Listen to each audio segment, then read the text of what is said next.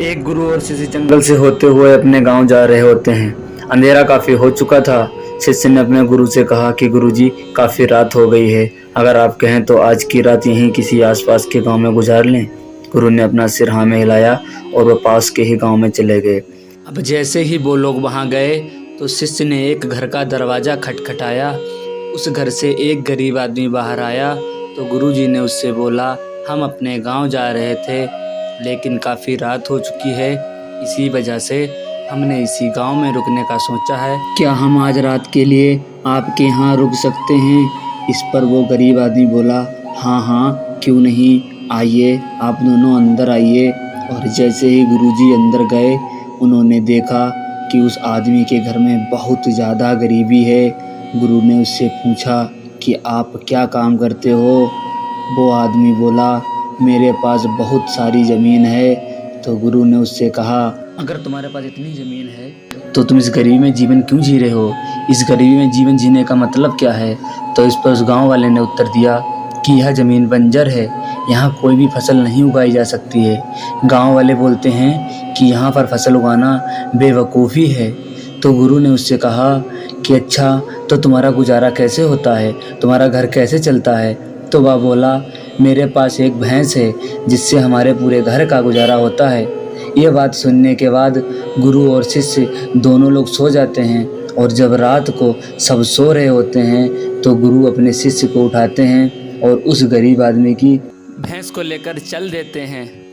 शिष्य ने अपने गुरु से कहा कि गुरुजी, आप ये गलत तो नहीं कर रहे हो? उस गरीब आदमी की रोजी रोटी है इस भैंस में, इसी की वजह से उसका पूरा घर चलता है और आप इसे लेकर जा रहे हो। इस पर गुरु ने बिना कोई जवाब दिए बस मुस्कुराते हुए आगे बढ़ गए।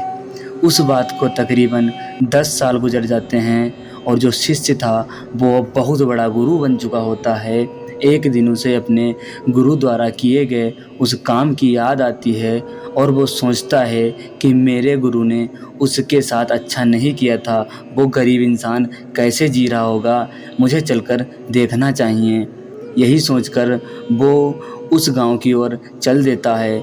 वहां जैसे ही पहुंचता है तो देखता है कि जहां उस गरीब का झोपड़ा हुआ करता था वहां पर एक आलीशान महल खड़ा है और उस झोपड़ी के बाहर जो बगीचा था वहाँ पर फल और फूल लगे थे और वो वही ज़मीन थी जिसे पहले उस आदमी ने बंजर बताया था।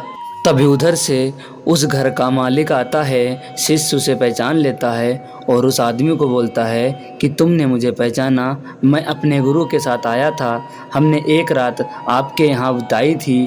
तो वो आदमी उसे पहचान लेता है और बोलता है कि उस रात आप लोग कहाँ चले गए थे?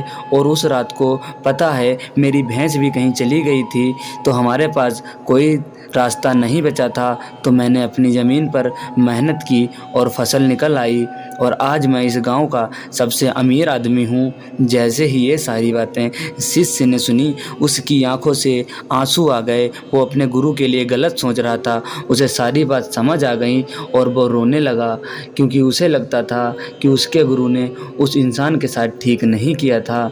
दोस्तों, इस कहानी से हमें ये शिक्षा मिलती है कि हमारे अंदर ऐसी बहुत सी टैलेंट छुपी हुई हैं, लेकिन हमें कोई ना कोई चीज़ रोक कर रखती है। वो आपकी फैमिली भी हो सकती है, आपकी जॉब भी हो सकती है या कुछ और भी हो सकता है।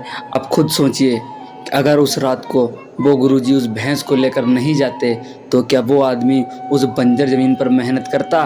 क्या उस पर वो फसल उगा पाता? नहीं कर पाता। इसी तरह से हमारी लाइफ में भी हमें कोई ना कोई चीज़ रोक के रखती है। अब वो फैमिली भी हो सकती है, जॉब भी हो सकती है, गर्लफ्रेंड, दोस्त, बहुत कुछ होता है। मेरे दोस्तों, जितनी जल्दी हो सके इन चीज़ों से बाहर आओ, अपने आप को संभालो और लाइफ में कर जाओ कुछ ऐसा कि दुनिया बनना चाहें आपके जैसा।